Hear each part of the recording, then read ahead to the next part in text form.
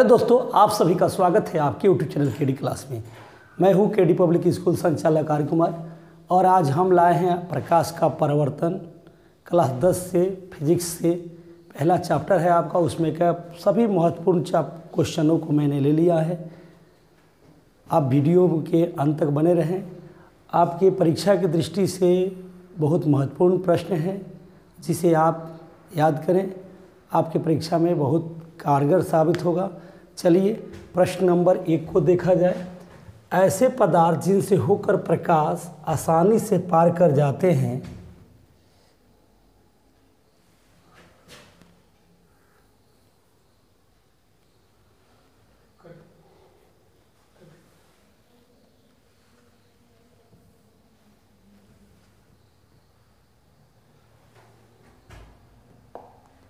रह दो। प्रश्न 1 है, ऐसे पदार्थ जिनसे होकर प्रकाश आसानी से पार कर जाता है कहे जाते हैं। उन्हें क्या कहते हैं? पारदर्शी कहते हैं, अपारदर्शी पदार्थ कहते हैं कि पारभासी कहते हैं कि बटर पेपर कहते हैं। तो मेरे दोस्तों, जिससे प्रकाश आसानी से पार कर जाता है उसे पारदर्शी कहा जाता है, और जिससे प्रकाश आसानी से पार नहीं करता यानी प्रकाश पार ही नहीं करता उसे अपारदर्शी कहा जाता है। और प्रकाश की थोड़ी सी अंश जिस पदार्थ से पार होते हैं उन्हें पारभासी कहते हैं। तो आप समझ गए होंगे कि प्रकाश आसानी से पार कर जाता है उसे पारदर्शी कहा जाता है। क्या कहा जाता है? पारदर्शी पदार्थ कहा जाता है। चलिए नेक्स्ट क्वेश्चन को देखा जाए। नेक्स्ट क्वेश्चन है आपका कि निम्नलिखित में से किस दर्पण के द्वारा किसी वस्तु का वास्तविक प्रतिबिंब मिल सकता है? वास्तविक प्रतिबिंब मिल सकता है पूछ रहा है। तो आप बता सकते हैं समतल दर्पण द्वारा कि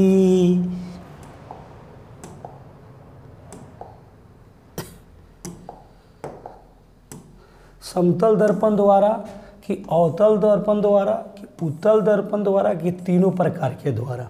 तो पूछ रहा है वास्तविक प्रतिबिंब। वास्तविक प्रतिबिंब मिल सकता है आपका कहाँ? तो अवतल दर्पण द्वारा। किस दर्पण द्वारा? अवतल दर्पण द्वारा। और आपका ऑप्शन हो जाएगा 20 सही हो जाएगा। चलिए अगला क्वेश्चन को देखा जाए। कह रहा है कि दर्पण कितने प्रकार के होते हैं? तो मेरे दोस्त आप जानते होंगे दर्पण 3 प्रकार के होते हैं। कौन 3 प्रकार के होते हैं? एक होता है, पहला होता है आपका उत्तल दर्पण, दूसरा होता है आपका अवतल दर्पण, और तीसरा होता है आपका समतल दर्पण। तो आप जान गए होंगे कि दर्पण कितने प्रकार के होते हैं? 3 प्रकार के। कौन? उत्तल दर्पण, अवतल दर्पण और समतल दर्पण। चलिए अगला क्वेश्चन हम लोग देखें। अगला क्वेश्चन है प्रकाश के परावर्तन के नियम होते हैं। 2 होते हैं कि 3 होते हैं कि 4 होते हैं कि 5 होते हैं? मेरे दोस्त ये प्रश्न है जो आपकी परीक्षा की दृष्टि से बहुत महत्वपूर्ण है। VVI है, वेरी VVI आप समझिएगा। यानी कि प्रकाश के परावर्तन के 2 नियम हैं और आपका ऑप्शन होगा ए सही। प्रकाश के परावर्तन के 2 नियम होते हैं। पहला, आपतन कोण सर्वदा ही परावर्तन कोण के बराबर होता है। दूसरा, आपतित किरण, परावर्तित किरण और आपतन बिंदु पर खींचा गया लंब तीनों एक समान समतल में होते हैं। तो आपने देखा कि प्रकाश के परावर्तन के कितने नियम होते हैं? तो 2 नियम होते हैं। अगला क्वेश्चन है आपका, कह रहा है फोकस दूरी 20 cm, फोकस दूरी 20 cm की अवतल दर्पण की वक्रता त्रिज्या कितनी होगी? तो आप जानते होंगे कि वक्रता त्रिज्या यानी R बराबर होता है F बराबर होता है आपका R/2। क्या होता है? R/2। यानी फोकस दूरी होता है वक्रता त्रिज्या की आधी। तो वक्रता त्रिज्या बराबर क्या हो जाएगा? 2F हो जाएगा। यानी कि आपका फोकस दूरी दिया है कितना? 20 cm। तो R बराबर हो जाएगा 2 गुना 20 cm यानी कि 40 cm हो जाएगा। और आपका ऑप्शन हो जाएगा सी सही।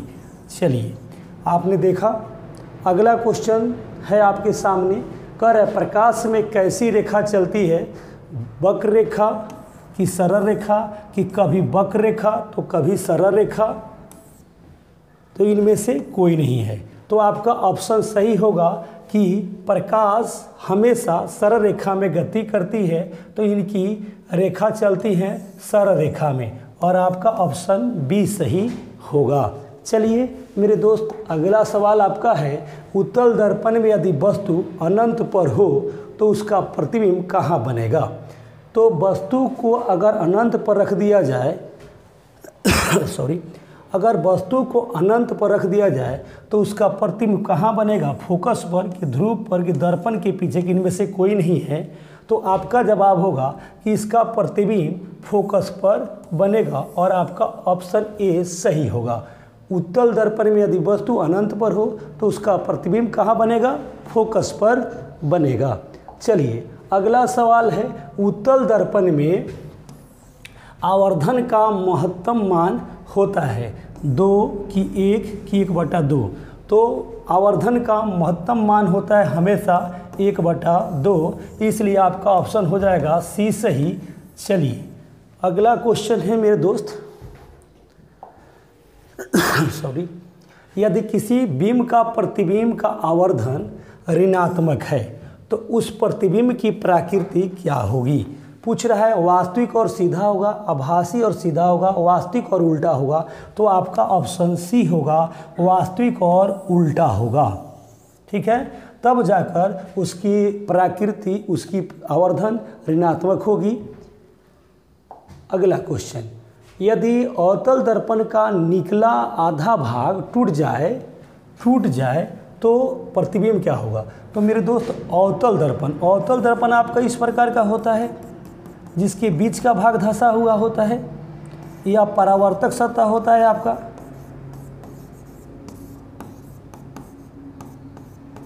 और यह वाला कलई वाला भाग होता है, कलई भाग। तो पूछ रहा है कि अवतल दर्पण का निचला आधा भाग अगर टूट जाता है, अगर यहाँ से टूट जाता है तो उसका प्रतिबिंब बनेगा वास्तविक और सीधा, आभासी और सीधा, वास्तविक और उल्टा। तो आपका जवाब होगा मेरे दोस्त बी, आभासी और सीधा बनेगा। कैसा बनेगा, आभासी और सीधा। ऑप्शन बी आपका सही होगा। चलिए अगला क्वेश्चन है, वायु का निरपेक्ष अपवर्तनांक वास्तव में होता है 1 से कम, 1 से अधिक, 1 के बराबर कि 0। तो आपका जवाब होगा वायु का निरपेक्ष अपवर्तनांक होता है 1 से अधिक, और आपका बी ऑप्शन सही होगा। मेरे दोस्त, आपकी परीक्षा की दृष्टि से सभी प्रश्नों को हम लोग महत्वपूर्ण लाए हैं, तो आप जरूर इस पर ध्यान दें, आपकी परीक्षा में यह कारगर साबित होगा। चलिए अगला क्वेश्चन, निम्नलिखित में किसका अपवर्तनांक सबसे कम होता है, तारपेन का कि बेंजीन का कि पानी का कि केरोसिन का। तो मेरे दोस्त, सबसे कम तारपेन का अपवर्तनांक कम होता है, और आपका ऑप्शन ए सही होगा। अगला क्वेश्चन, अवतल दर्पण द्वारा प्रतिबिंब होता है छोटा कि सीधा कि वास्तविक और आभासी, इनमें से कोई नहीं। तो अवतल दर्पण में हमेशा वास्तविक और आभासी दोनों प्रकार के प्रतिबिंब यहाँ बनते हैं। अवतल दर्पण है जो कभी सीधा तो कभी उल्टा प्रतिबिंब बनाता है। क्या बनाता है, प्रतिबिंब बनाता है। कौन सा दर्पण, तो आप बताएंगे अवतल दर्पण है जो हमेशा कभी वास्तविक और कभी आभासी प्रतिबिंब बनाता है, जबकि उत्तल दर्पण है हमेशा सीधा प्रतिबिंब बनाता है।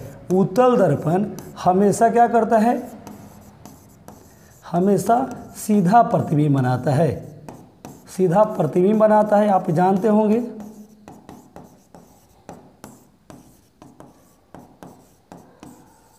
इसीलिए तो इसका उपयोग, उत्तल दर्पण का उपयोग गाड़ी के साइड मिरर में किया जाता है।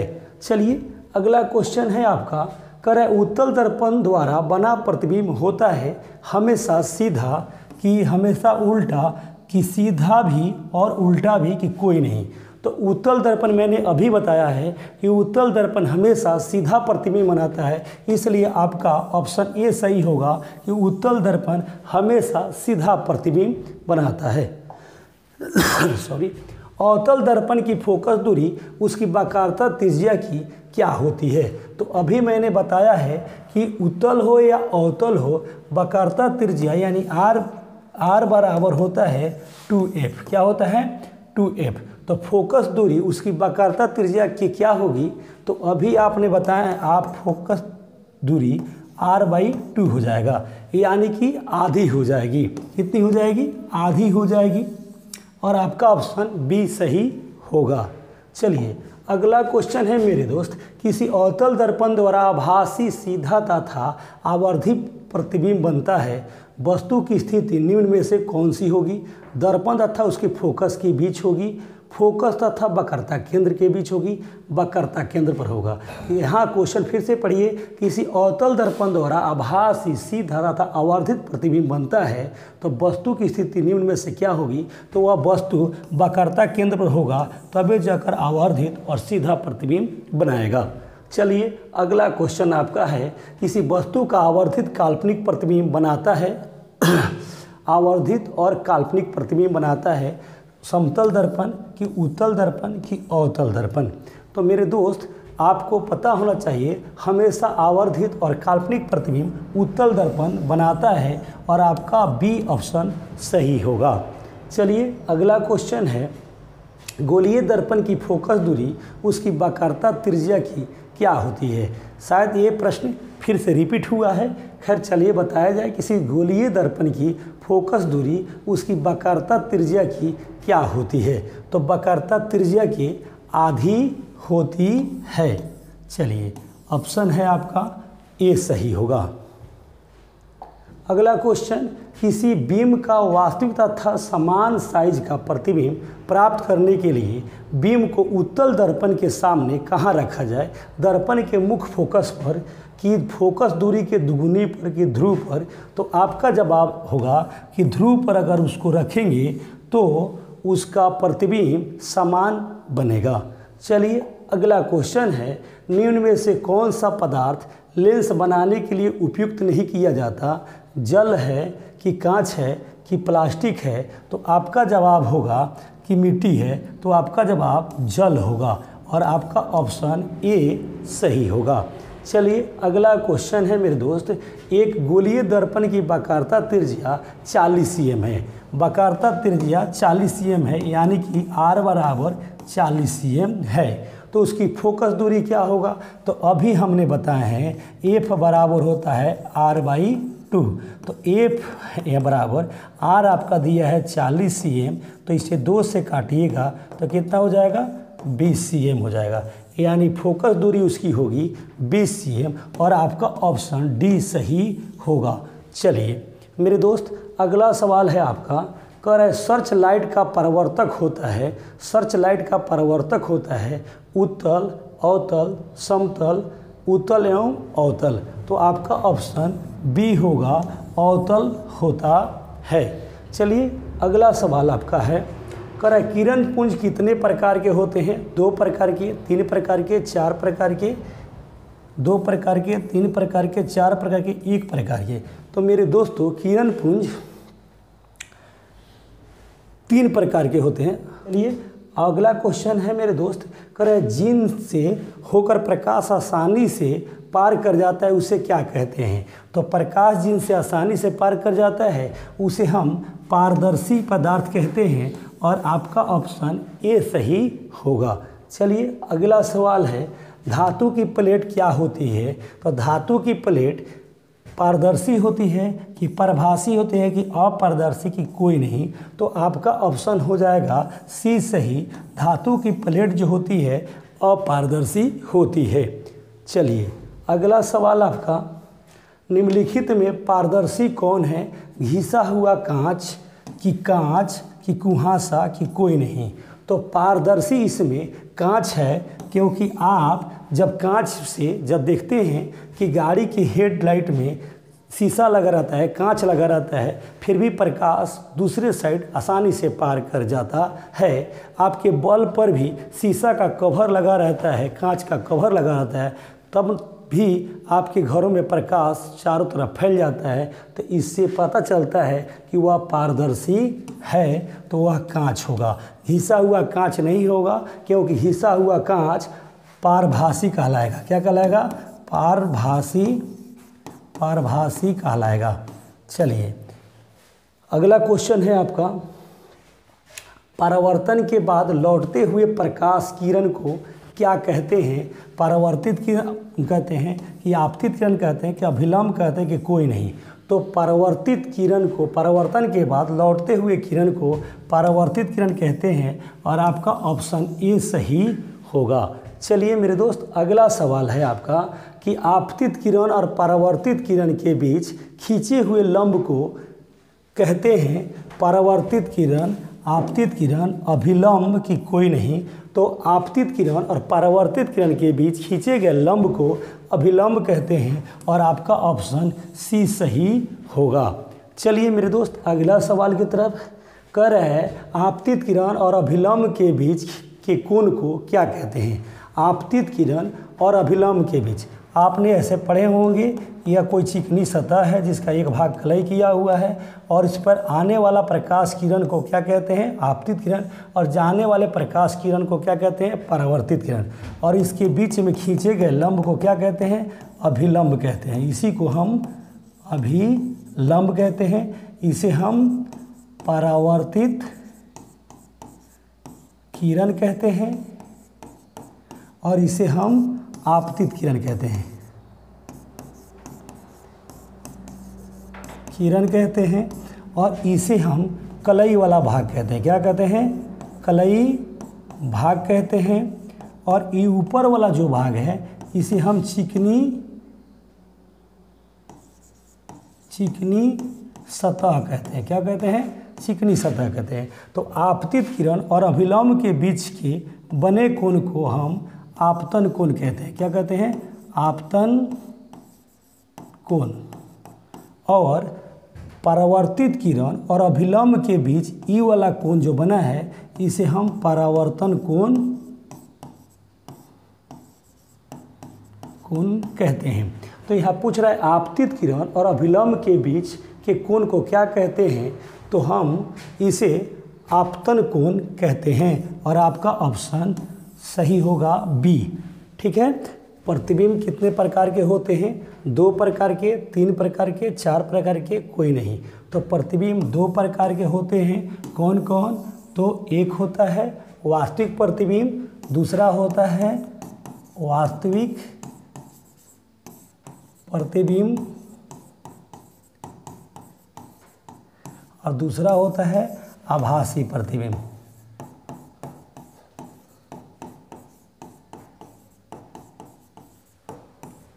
चलिए अगला क्वेश्चन देखा जाए। कह रहा है किस प्रतिबिंब को पर्दे पर प्राप्त किया जा सकता है? तो वास्तविक प्रतिबिंब को कि आभासी प्रतिबिंब को कि काल्पनिक प्रतिबिंब को?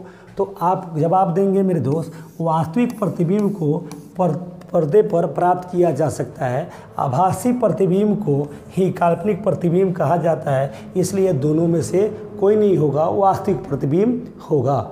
अगला क्वेश्चन है, कौन सा प्रतिबिंब वस्तु की अपेक्षा हमेशा उल्टा होता है? तो वह है आपका, ये भी होगा वास्तविक प्रतिबिंब, ऑप्शन बी सही होगा। वास्तविक प्रतिबिंब हमेशा वस्तु की अपेक्षा उल्टा होता है। और आप जानते होंगे वास्तविक प्रतिबिंब और आभासी प्रतिबिंब, ये दोनों प्रतिबिंब अवतल दर्पण बनाते हैं। कौन सा? अवतल दर्पण बनाते हैं। और आपको मालूम होना चाहिए कि आभासी प्रतिबिंब को उत्तल दर्पण बनाते हैं। कौन बनाते हैं? उत्तल दर्पण बनाते हैं। चलिए अगला सवाल है आपका मेरे दोस्त, गोलीय दर्पण कितने प्रकार के होते हैं? 2 प्रकार के होते हैं कि 3 प्रकार के, 4 प्रकार में से कोई नहीं? तो मेरे दोस्त गोलीय दर्पण 2 प्रकार के होते हैं, और आपका ऑप्शन ये सही होगा। जबकि दर्पण के बारे में आपसे पूछा जाए कि दर्पण कितने प्रकार के होते हैं, कितने प्रकार के होते हैं, तो आप जवाब देंगे कि 3 प्रकार के होते हैं। दर्पण 3 प्रकार के, जबकि गोलीय दर्पण 2 प्रकार के होते हैं। एक का नाम है अवतल दर्पण, अवतल दर्पण, दूसरा का नाम है उत्तल दर्पण। यही गोलीय दर्पण के 2 प्रकार होते हैं। अगला क्वेश्चन है, गोलीय दर्पण के मध्य बिंदु को क्या कहते हैं? तो यह गोलीय दर्पण है और गोलीय दर्पण के मध्य बिंदु को क्या कहा जाता है? वक्रता केंद्र कहा जाता है। ध्रुव कहा जाता है कि वक्रता केंद्र के प्रधान अक्ष की वक्रता त्रिज्या। तो आप समझ रहे हैं गोलीय दर्पण के ये गोल मध्य बिंदु को वक्रता केंद्र कहा जाता है और आपका ऑप्शन हो जाएगा बी सही।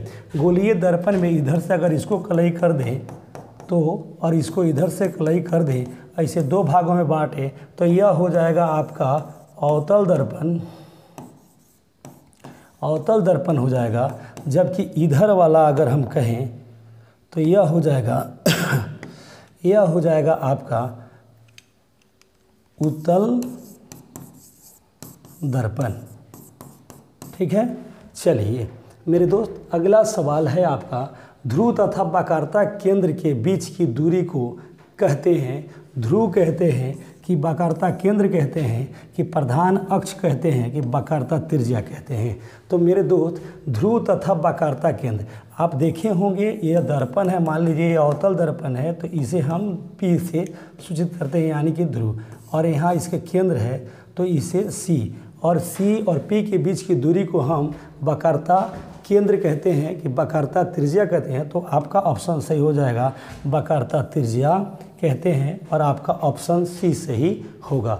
चलिए अगला सवाल है, अवतल दर्पण में यदि वस्तु को फोकस पर रखा जाए, अवतल दर्पण में याद रखना है कि अवतल दर्पण कह रहा है, अवतल दर्पण में यदि वस्तु को फोकस पर रखा जाए तो उसका प्रतिबिंब कहाँ बनेगा? अनंत पर, फोकस पर, ध्रुव पर, कहीं नहीं। तो आपका जवाब होगा इसका प्रतिबिंब अनंत पर बनेगा, ऑप्शन ए सही होगा। जब अवतल दर्पण में वस्तु फोकस पर रखा जाएगा तो उसका प्रतिबिंब अनंत पर बनेगा। अगला सवाल है, कौन दर्पण हमेशा सीधा प्रतिबिंब बनाता है? तो अभी मैंने आपको बताया है कि उत्तल दर्पण है जो कि आभासी प्रतिबिंब बनाता है। कैसा बनाता है? आभासी प्रतिबिंब, आभासी प्रतिबिंब बनाता है। आभासी प्रतिबिंब हमेशा क्या होता है? तो सीधा होता है। क्या होता है? सीधा होता है। इसीलिए तो इसका उपयोग गाड़ी के साइड मिरर में भी किया जाता है। किसके? गाड़ी के साइड मिरर में किया जाता है, साइड मिरर में प्रयोग किया जाता है। ठीक है, अवतल दर्पण आभासी बनाता है और वास्तविक भी बनाता है। यह क्या बनाता है? आभासी भी बनाता है और वास्तविक भी, वास्तविक दोनों प्रकार का बनाता है। चलिए अगला क्वेश्चन है, गाड़ी के साइड मिरर में किस दर्पण का उपयोग किया जाता है? तो गाड़ी के साइड मिरर में मेरे दोस्त, गाड़ी के साइड मिरर में उत्तल दर्पण का उपयोग किया जाता है। अभी हम आपको बताएं कि गाड़ी के साइड मिरर में उत्तल दर्पण का उपयोग किया जाता है क्योंकि यह हमेशा सीधा और आवर्धित प्रतिबिंब बनाता है। क्या करता है? हमेशा सीधा तथा आवर्धित प्रतिबिंब बनाता है, प्रतिबिंब बनाता है। इसीलिए तो उत्तल दर्पण का उपयोग गाड़ी के साइड मिरर में किया जाता है। चलिए अगला सवाल है, हजामत बनाने के लिए किस दर्पण का उपयोग किया जाता है? तो हजामत बनाने के लिए उत्तल दर्पण का उपयोग किया जाता है कि अवतल की समतल की, इनमें से कोई नहीं। तो मेरे दोस्त आप बता सकते हैं हजामत बनाने के लिए अवतल दर्पण का उपयोग किया जाता है। किस दर्पण का? अवतल दर्पण का उपयोग किया जाता है क्योंकि अवतल दर्पण के नज़दीक रखी वस्तु का बड़ा प्रतिबिंब बनाता है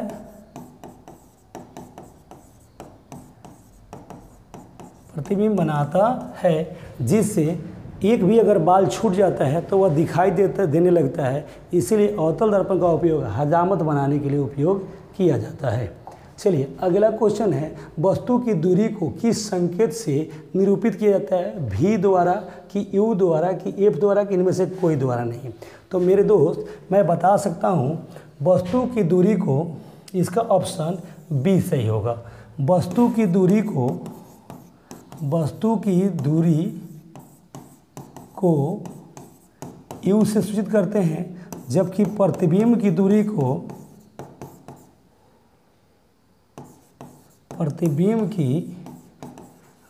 को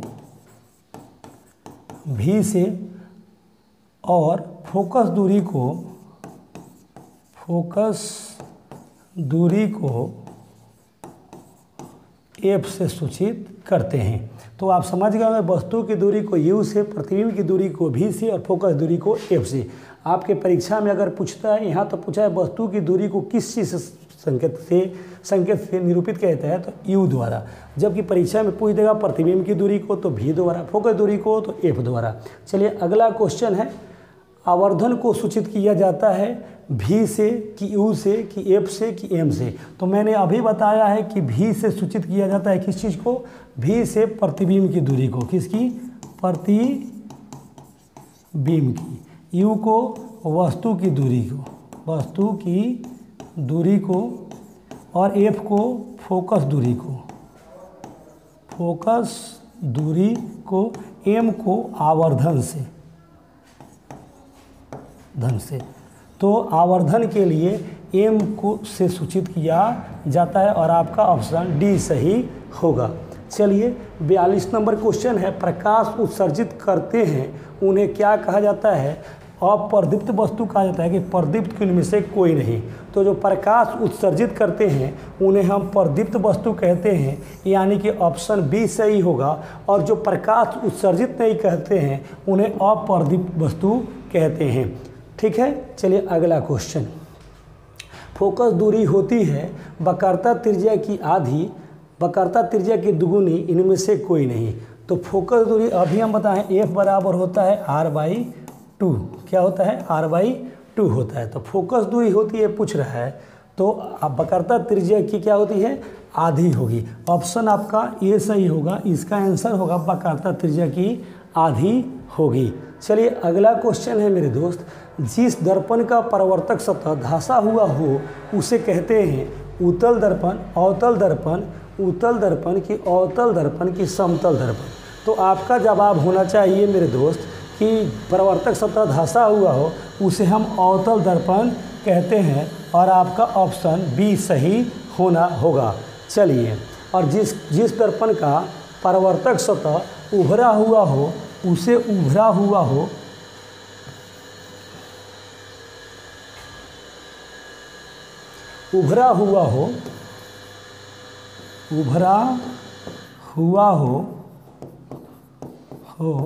उसे उत्तल दर्पण कहते हैं, और जिसका धंसा हुआ हो उसे अवतल दर्पण कहते हैं और आपका ऑप्शन बी सही होगा। कह रहा है जिस दर्पण का परावर्तक सतह उभरा हुआ हो उसे क्या कहते हैं? तो उभरा हुआ हो उसे उत्तल दर्पण कहते हैं और आपका ऑप्शन ए सही होगा। चलिए अगला सवाल आपका है, कह रहा है कि अगला सवाल खत्म है। Thank you for watching, subscribe to KD class. मेरे दोस्त, अगर आपको ये वीडियो अच्छा लगा हो तो लाइक कमेंट सब्सक्राइब जरूर करेंगे और आपकी कमेंट का मुझे बेसब्री से इंतजार रहता है, इसलिए ज़रूर कमेंट करके मुझे बताएंगे कि आपको ये वीडियो कैसी लगी। थैंक यू, मिलते हैं नेक्स्ट वीडियो में नेक्स्ट दिन, तब तक के लिए जय हिंद जय भारत।